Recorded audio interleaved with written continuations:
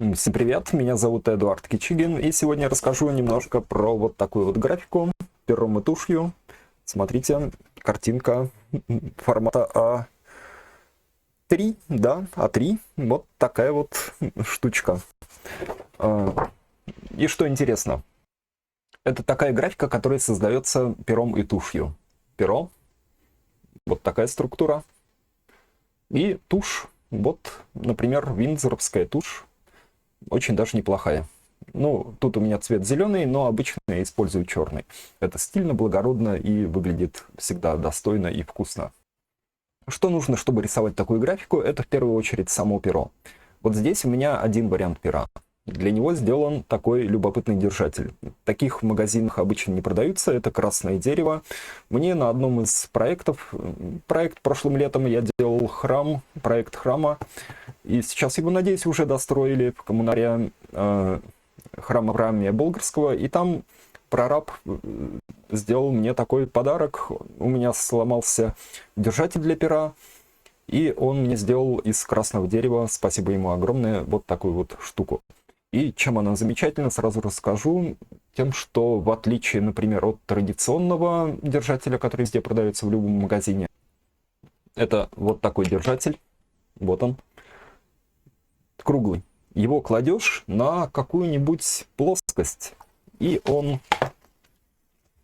смотрите, покатился. И ничего с этим сделать невозможно. Если чуть-чуть под углом у тебя какая-нибудь плоскость, то он у тебя будет кататься, кататься, кататься. И это проблема, если тебе нужно, ну, как мне, например, сразу же сфотографировать, сделать симпатичную фотографию твоей вот этой вот картинки. Положил себе перо, сделал несколько фоток, загрузил в Инстаграм. Ну, все-таки такая публичность у этой деятельности есть, то это большая проблема. Ну и вообще. А вот это супер. Его кладешь,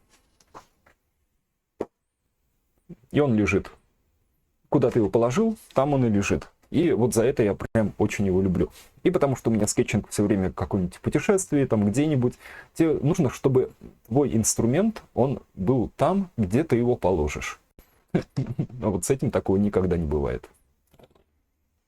Это про эргономику инструментов. И вот у Винзоров тоже, кстати, классная эргономика, потому что у нее низ более широкий, чем верх. И в итоге ты уверен, что эта штучка с тушью, она, скорее всего, не опрокинется. И вот это мне тоже импонирует, знаете, в чем? Вот в этом. Стакан РЖДшный, и ты его ставишь рядом с ноутбуком, и много вероятности того, что он не опрокинется на твой дорогущий ноутбук, скорее всего. В общем так, чтобы рисовать пером и тушью, вам нужно перо и, собственно, тушь и бумага. Я из бумаги обычно использую очень бюджетную акварельную рыбачку. Сейчас покажу. Ну нет, к сожалению, не покажу, потому что под рукой нету.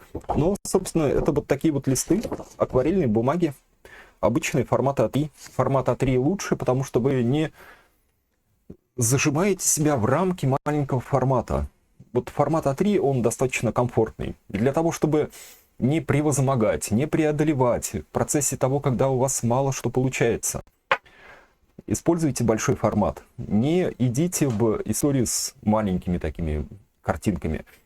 Это ничего не оптимизирует. Это просто создает определенные большие трудности. Вам зачем трудности на том этапе, когда вы только начинаете учиться? Ну, вот я вообще не понимаю. То есть в моей картине мира нужно делать так. Нужно собрать все моменты, которые сильно облегчают тебе движение в выбранном направлении, и двигаться в выбранном направлении. Ну, то есть, если там скетчинг пером и тушью, ну, это такая себе задача-то. Вот. То есть все моменты, они должны облегчать движение в эту сторону.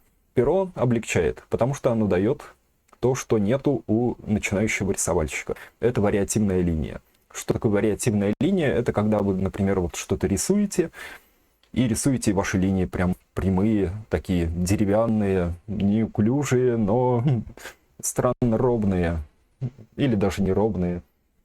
Вот оно дает декоративное биение линии. Кайф. Если научиться его контролировать, то это вообще восторг. То есть я сколько не рисую, ни одного инструмента я не нашел вот такого вот типа линии, которые дает перо. Оно превосходно. Иногда я использую скетчбук, вот такой формат А4, но больше я люблю формат А3. Просто сейчас нужен... Вот у меня старый скетчбук формата А3, он тоже большой, и на нем супер комфортно рисовать. Вот на этом...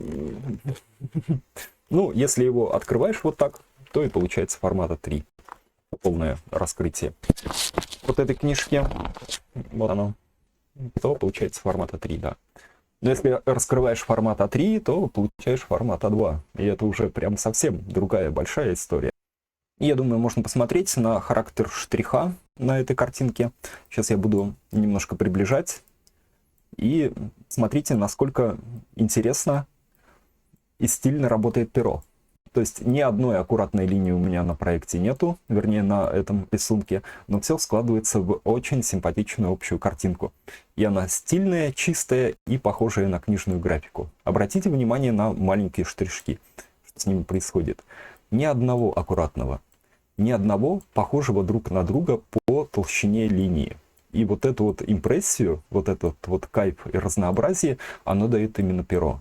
То есть оно создано для того, чтобы рождать вот такую очень красивую графичную историю, которая, тем не менее, не аккуратистская. Нельзя сказать, что я рисую аккуратно. Ну, вообще не аккуратно. Совершенно не аккуратно. И сам инструмент помогает мне и дает вот этот вот элемент художественности. Этого элемента художественности, например, может не быть в моей рисовальной задаче. Я могу, например, не думать о том, чтобы создавать какую-то декоративность на моем рисунке. А вот сам инструмент, вот этот инструмент, он и создает вот эту вот характерную декоративность. И это отличительная особенность пера. Это к тому, что нужно брать инструменты, которые тебе помогают. Они дают тебе плюсы, они как будто бы дают тебе вот такую вот силу. Силу ту, которой у тебя нету, как у начинающего рисовальщика. Я потому и взял перо, потому что я, например, один и тот же тип рисунка. Первые мои попытки рисовал линером, рисовал карандашом, пробовал еще кисточкой и маркером.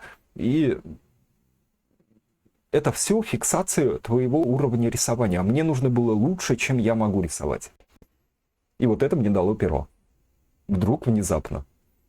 Вот откуда не возьмись. Произошла такая странная штука. И поэтому вот я использую перо и всем советую это делать. И даже простая вот штриховка выглядит супер графично. Это один момент. А второй момент, который отодвигает нас в историю книжной графики. Все-таки у человечества сформировались некоторые паттерны вкуса, хорошего вкуса, и он связан с книжной графикой. А вот эти вот все моменты, которые я показываю, они как раз и есть элементы вот этой книжной графики. И моя проектная история, скетчи, которые я делаю в своем скетчбуке, она как раз и похожа на вот эту вот книжную графику. Поэтому выглядит прилично и благородно. А вот такие вот листы, они отлично смотрятся и на стене. И поэтому я продолжаю вот эту вот историю с пером, несмотря на то, что моя проектная история, она уходит и в 3D, и в видео, визуализация, и вот в эти очки виртуальной реальности. Ну, то есть самые современные технологии. Но все равно параллельно с этим, как основу, как basic, я использую перо и тушь. Потому что они мне дают эстетику, которая связывает мой мозг с тем, что делали старинные архитекторы. И я постоянно стараюсь себя в этом воспитывать. И вы тоже делаете так, если вам нравятся мои результаты. Если вам нравится моя графика, или то, что я проектирую, или то, как я думаю, то вот перо, вот это вот основа, которую необходимо использовать. Я думал, что можно это все оптимизировать, а потом, когда я подумал, что зачем, начало все складываться, потому что это хорошая дорожка, крутая дорожка. В общем, вот уроки по моему типу графики и там с разборами проектов, как строится вот эта проектная история, еще там многие моменты там с подачей, на моем Boosty сервисе. Вот тут смотрите, надпись «Смотри уроки» в описании к видео. Вот там сервис Boosty, подписывайтесь, платная подписка, 200 рублей в месяц и 400 рублей в месяц можно использовать и не размножать себе мозг попытками пробить стену самостоятельно. Время — самый ценный ресурс. Вот, подписывайтесь. Меня зовут Эдуард Кичигин, и моя тема — ландшафтная архитектура и проектирование, и скетчинг, и 3D-моделирование, и VR, и всякие такие штуки. Всем чао-чао, хорошего дня.